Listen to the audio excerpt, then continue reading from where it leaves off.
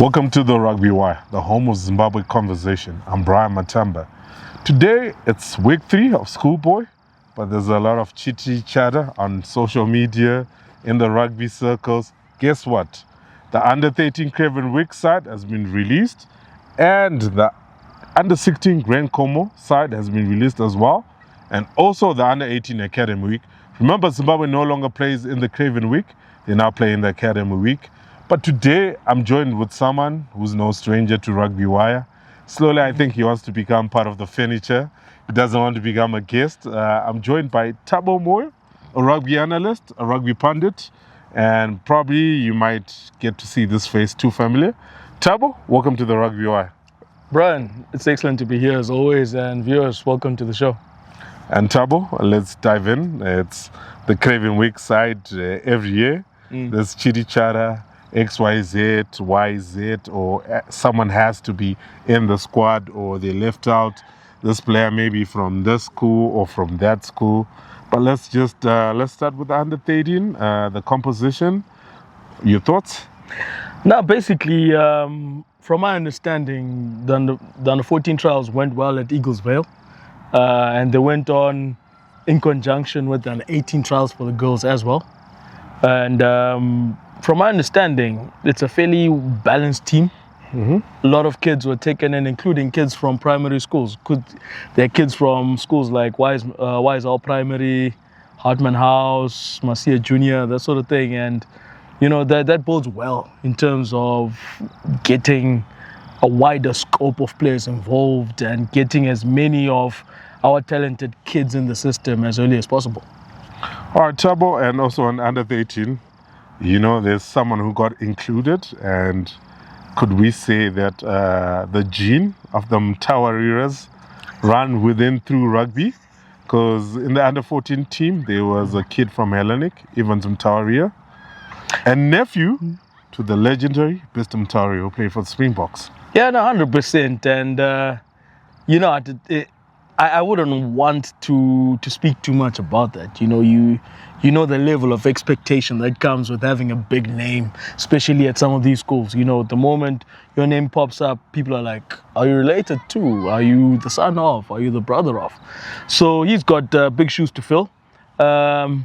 But in saying that, you know, I'd also like to point out a couple of kids. You know, there is a kid from Wanezi High. Yes. And that is not a name that pops up every now and again. And there is a kid from Plumtree School. So it's good to see some of the government schools getting involved alongside that as well. Of course, Beast was a government school guy initially before he went to Peterhouse. And it's good to see that the net still includes kids like that. Then we move on to under-16, the Grant Khomo. In Zimbabwe, we call it under-17, but in South Africa, it's under-16, because you'll be 10 and 16 that year. The Grant Khomo side, were you happy with the team selection? Yeah, again, the number of schools involved was fairly wideish. Of course, you had kids from all parts of the country. You had kids from the central region, kids from the country districts, the Harare, Matland. It was beautiful to see that. It was good to see that. And I saw a small part of those fixtures, those trials. There is some good in that age group, and I see that there's a lot of flair, a lot of adventurousness in those kids. Those kids play without fear. And under 17 has always been an age group that kind of competes relatively well within their competition. So I'm looking forward to seeing how those guys get on. You say they compete well, and over the years since it got introduced to Zimbabwe, remember Grant Khomo has been there for years. Yes. But for Zimbabwe, it was only introduced under drug Trivelia around 2015, 2016, around that area. And over the years, when you actually, like you said, we compete, if you actually look at the results, we have actually done better at Grant Khomo than any other age group. Notwithstanding the girls. But yes, for sure. It is a very competitive age group, and I kind of wonder what drops off from under 17 to under 19. Maybe, I don't know. It's something that my circles kind of question from time to time. What happens between those two age groups? Because it's more or less the same players. Doesn't really change that much fundamentally, but You know what? Playing styles are starting to merge, and I think there's a level of fearlessness that comes with being an under 17. You're still new to open age groups. You're still exploring your systems. You're still figuring yourself out within the position that you're in. But maybe at first team level, things start to level out a bit, and maybe that is what changes along the way. Maybe the level of the coaching changes. Maybe a level of seriousness comes into the coaching that you're going through within the school that you're at. So maybe something gets lost along the way, and that is something that I'd love for us to improve on going forward. All right, then we move to the academy side. We're no longer part of Craven Week. The academy team, they've gone a different direction this year. In the past, they'll pick their actual traveling party with the non-reserve. But this time they've picked a training squad, close to 40 players. It's 38 players. What are your thoughts on that? They've gone a different direction this year. You know what? That is a good thing. The under 16s and under 14s do. In fact, the under 16s, not the under 14s. The under 16s state from the onset that this is the traveling squad and this is the non-traveling squad. But the under 18s have kind of kept it to themselves. So maybe there will be that level of competition within the group. Maybe you'll find that from previous experience, a couple of kids unavailable for X, Y, or Z reason. Maybe one or two kids injuries, picked up a knock or two, or getting sick, or cannot travel, or X, Y, Z. And I think they're leaving. They're leaving some elbow room for the unforeseen, and there's no compulsion to have an exact team before then. You know, Craven Week is how many weeks from now? Maybe 3 weeks or so. So you're not compelled not even 3 to weeks, maybe close to 4 weeks. It's July. It's almost a month. So you're not compelled to have an outright team. In the meantime, just let guys work as hard as they can to make sure that they're in the group. I like the fact that they didn't state that this is the starting 15 and then this is everybody else. No. Let everybody work, let everybody earn their way in. Right now, nobody has got the bird on their chest. Let's go from there. So, Thabo, let's move away from the noise. The team selection, whether All Blacks, Springboks, you never satisfy everyone. Fans and viewers always have an opinion. And guess what? You're the owners of the game. You're allowed to have your opinion and you're allowed to pick your own team. But let's talk about the nitty-gritties. It's week 3 in schoolboy. And the biggest match actually this weekend is Pithouse hosting Falcon. And it's their reunion weekend where all the patrons travel down to Marondera and have a jollo for a good time. But apart from that, it's about the kids. And Falcon has shown a glimpse of brilliance. As much as they lost week 1 to Loma Gandhi, they bounced back week 2 to CBC and won. Then Pithouse lost week 1 to St. George's. Week 2 bounced back against Loma Gandhi. And it's always an excitement when these two meet.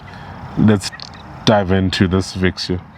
Yeah, 100%. These are two schools that are at the beginning of their relative or respective coaching cycles. And Charles Poseidon-Hood has just picked up Pithouse, and you know what?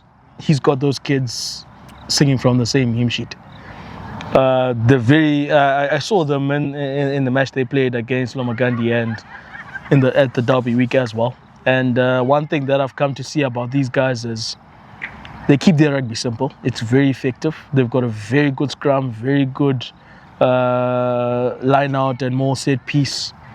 They've got very good platforms from which Victor Watama and the rest of the backline can run off. And that makes them a very dangerous proposition. Falcon as well, at the beginning of a coaching cycle, but they are more circumspect in terms of the expectations that they have of their players. So they're not putting a lot of pressure on the kids that are there right now, but they are working on something special. And once Falcon get to that level, my goodness. But this weekend is very unpredictable. Both schools are, as you said earlier, on one-on-ones. It's a derby game. Derby games tend to be very unpredictable. Form goes out the window. We saw it 2 weeks ago. 100%. St. John's shocking St. George's. 100%. As long as as long as there is that level of motivation that schoolboys can build up to, everything goes out the window. There's nothing that you can predict. There's nothing that so-called analysts can say, oh no, I'm 100% certain that this would happen. Now, this will be a very good game. And for me, Peterhouse would have the edge in terms of the platforms that they can create and their ability to suck in the Falcon defense and to play outside of them or to play through them off the breakdown. One thing that they're very, very good at is getting very big ball carriers hitting the first two channels off the breakdown. And of Chapman and 100%. And so it's bam. This channel, boom, angles. And Peterhouse right now are probably the best school I've seen at running the angle. They do not take defenders onto the last man. That is something that they're very, very good at, and those are the margins that you talk about. All right, then we're going to move Loma Gandhi, hosting St. George's. They're both licking their wounds. Last time, St. George's ran away with it. But since St. George's just suffered an upset, we don't know which St. George's team, Dragons, we're going to pitch, or whether Loma Gandhi, also they're more hungry. They're down in Chinoy. Let's just get into the nitty-gritties of that game slowly. It's the preview, and what can we expect? I think this is a terrible time for anyone to play St. George's. Only a couple of their kids got into the Zim side. I think it's 2 boys, unless I'm mistaken, who got picked for the Craven League team. And there's a lot of anger. There's a lot of, I don't want to call it ill will, you know, in a lot of those kids, but they want to make a point. They want to prove that, you know, the selectors got it wrong. And they want to show that, no, listen, if you say only 2 of us are good enough to get in, we will show you what we can do as a collective. And that is one thing that I've come to understand about St. George's and those kids from the limited interactions I've had with a number of them. You know, they've got very good ball players, very good kids who are good at using precious little ball, but they've been able to get a lot of ball. They're not that sort of team that lives off the opposition's mistake. They can get their own ball. They've managed to convert young Rhino from the loose trio to the front row. Into the front row. And he's front row.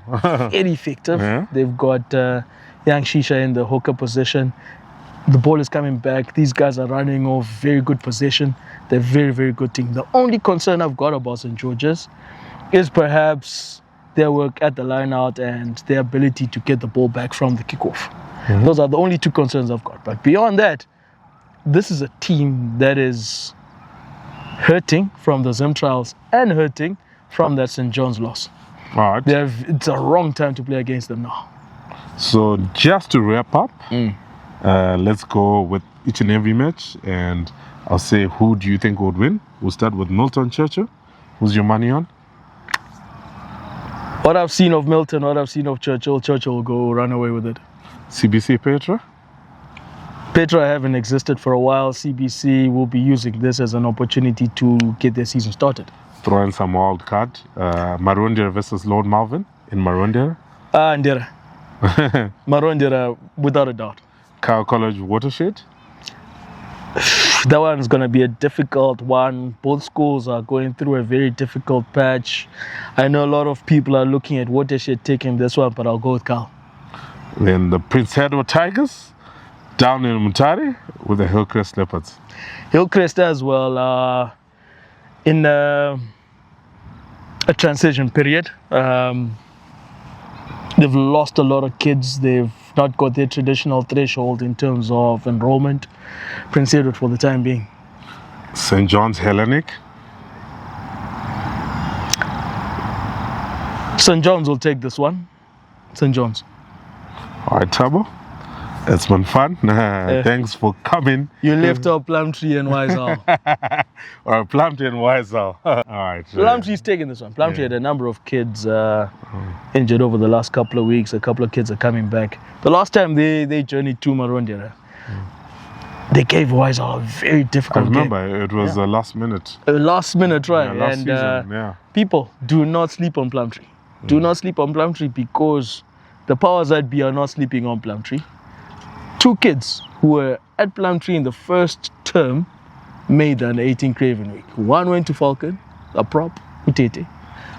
Then the one center went to Prince Edward. And those kids are the only kids who are non-ATS first term. Basop. Don't sleep on Plumtree. There's something good happening there. Then we forgot Eaglesville Gateway.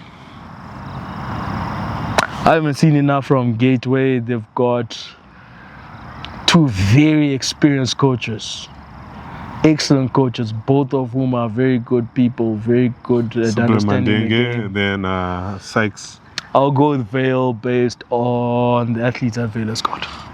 All right, Thabo, I know you want to become part of the furniture. Yeah. I'm sure I'll talk to the powers to be within the Rugby Wire circle, and we get you a permanent chair, and you become a regular pundit and an analyst for the show.